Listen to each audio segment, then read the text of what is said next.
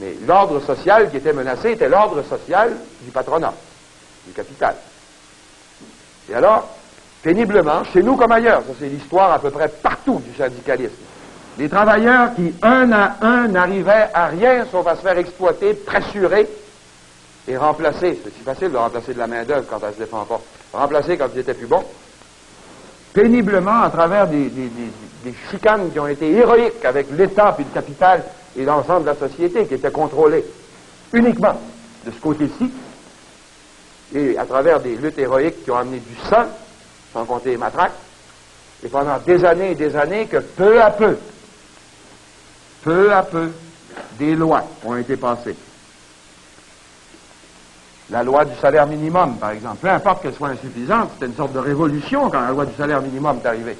Le salaire minimum, ça n'existait pas avant. Et c'est pas très ancien. Regardez l'histoire des lois du salaire minimum. Dans l'histoire du Québec, c'est pas très ancien, puis ailleurs non plus. Les lois qui amènent, enfin appelons-les aujourd'hui le Code du travail, c'est la plus récente, qui régissent les relations essentielles entre les deux blocs. Et puis, prenons aussi la loi, simplement, là, pour donner un trio symbolique, la loi des accidents du travail. Bon. Alors, peu à peu, essentiellement par la pression qui est venue de ces gens qui étaient tout dispersés, les travailleurs, qui peu à peu, péniblement, se sont groupés, ont fait l'union.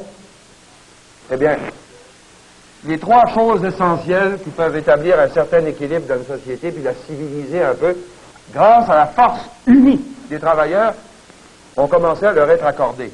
Et le trio ici reflète assez bien ces trois choses, qui sont le salaire, parce qu'il faut tout de même avoir assez pour vivre dans une société où on parle continuellement de progrès technique, de progrès de la production, et il faut tout de même que ça soit distribué un peu à ceux dont la seule marchandise, c'est leur travail. C'est quand même marchandise essentielle. C'est tout ce qu'ils ont à mettre sur le marché. Au moins que ce soit comme les autres, qu'ils aient la possibilité que ce soit reconnu à un prix qui soit équitable. Disons que, au moins le salaire minimum est le symbole de ça, mais aussi les conventions collectives, les contrats, qui ne viennent que par la force unie des travailleurs. Et ensuite, la sécurité. La sécurité dans deux sens.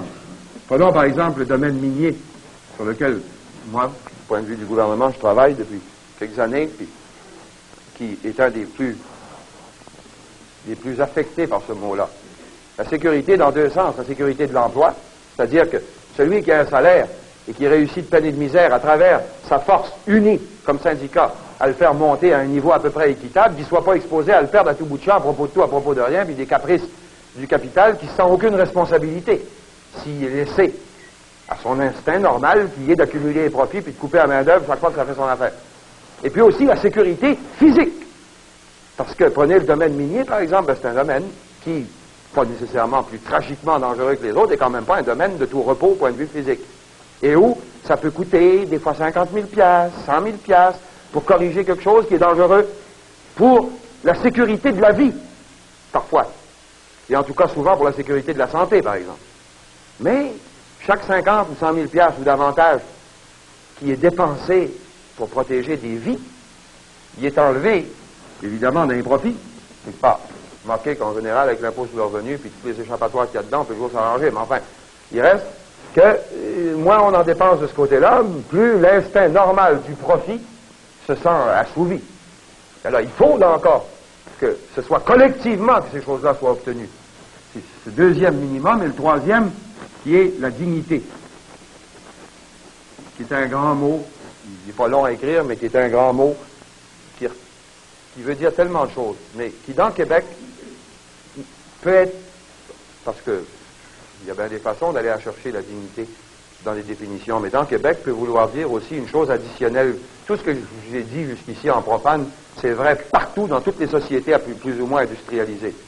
Mais dans Québec, comme dans d'autres pays, mais Québec a ceci d'additionnel avec d'autres, mais qui n'est pas le cas de tout le monde, c'est que le capital y est étranger en grande partie, ou à peu près au complet dans les grandes entreprises. Ce qui fait que dans la dignité du travailleur, qu'il soit gaspésien, qu'il soit de l'Abitibi ou qu'il soit d'ailleurs, dans la dignité du travailleur, il y a quand même le fait qu'à 90% ou davantage dans ces régions-là, il est un Canadien français. Il est un Canadien français dans des grandes entreprises dont le contrôle est étranger au Québec. Et d'ordinaire, qui n'est pas français. C'est pas un reproche à lui faire, parce qu'on était bien content de le voir arriver, mais on est moins content quand, pendant des années et des années, s'il est laissé libre d'agir comme il veut, au point de vue de la dignité minimum qu'un Canadien français peut exiger, par exemple, d'être respecté un peu, qu'il puisse négocier des contrats puis savoir qu'est-ce qu'il y a dedans pour que ça soit dans sa langue, que le travail se fasse dans sa langue aussi, de façon à ce que les promotions ne soient pas bloquées, simplement parce qu'il ne comprend pas assez bien la langue d'un contremaître ou de 3 gérants. Ben, ça fait partie de la dignité. Et c'est des choses, Dieu sait ça, si l'expérience le prouve, qu'on n'obtient pas un par un en allant dire, s'il vous plaît, voulez-vous nous respecter. Ça s'obtient, comme le reste, en allant chercher de force et collectivement, parce qu'il n'y a pas d'autre façon, par l'union entre les deux plateaux de la balance, et à condition que l'État joue son rôle en améliorant ses lois, parce que forcément, les forts n'ont pas besoin d'être défendus contre les faibles.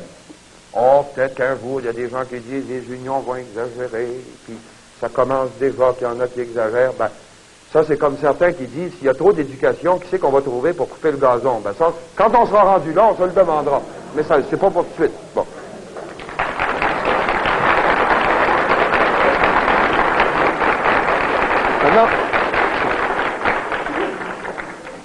Maintenant, il y a des gens qui disent, ben oui, l'union, ça crève les yeux. À un moment donné, c'est vrai que ça crève les yeux. Il n'y a pas d'autre façon d'obtenir ce minimum-là pour ceux qui, un à un, sont faibles à un point sans défense, que de mettre toutes leurs faiblesses d'un bloc, puis là, ça fait une force.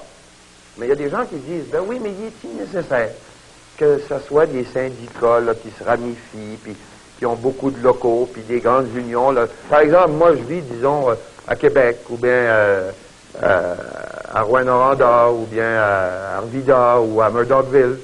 Alors, pourquoi je serais obligé d'être affilié avec d'autres? Pourquoi est-ce qu'on ne garderait pas notre petite affaire chez nous? Ça, c'est une des façons classiques de prendre le mot « union », puis de lui faire dire exactement le contraire de ce qui peut réaliser ceci. Parce que, on appelle ça l'union de boutique, vraiment. En fait, qu'est-ce que c'est? C'est l'union qui est si bien locale que le patron l'aime beaucoup. Il y a tolère. Non seulement il y a tolère, des fois il lui donne le bureau à côté, pas loin de celui du gérant, comme ça on peut se parler plus facilement.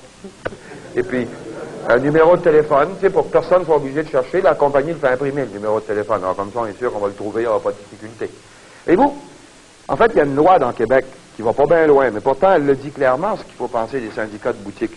Il y a un article dans le Code du travail, la nouvelle loi des relations entre le capital et le travail, qui dit, l'article 11, « Aucun employeur, ni aucune personne agissant pour un employeur ou une association d'employeurs ne cherchera d'aucune manière à dominer, entraver ou financer la formation ou les activités d'une association de salariés, ni à y participer. » On peut dire, l'employeur, il ne vient pas. Puis le gérant, il ne se montre pas, on fait ça tout seul. Mais on est perpétuellement dans un cas comme ça, où il y a cette espèce de contact intime et fraternel entre les deux plateaux de la balance. On est toujours perpétuellement exposé à ce que quand viennent les revendications sérieuses, on soit compromis. Que l'union, en fait, on s'aperçoit tout à coup qu'elle est rongée par les mythes parce qu'il y a quelque chose qui s'est passé. Quelque chose qui s'est passé en coulisses. Et c'est inévitable que ce danger-là soit toujours là. Parce que là, on a un syndicat solitaire, isolé. Et en fait, plus ou moins ouvertement favorisé par le patron. Mais le patron ne favorise pas. C'est normal, il ne s'agit pas de le blâmer. Il s'agit de blâmer ceux qui se laissent prendre à cette histoire-là.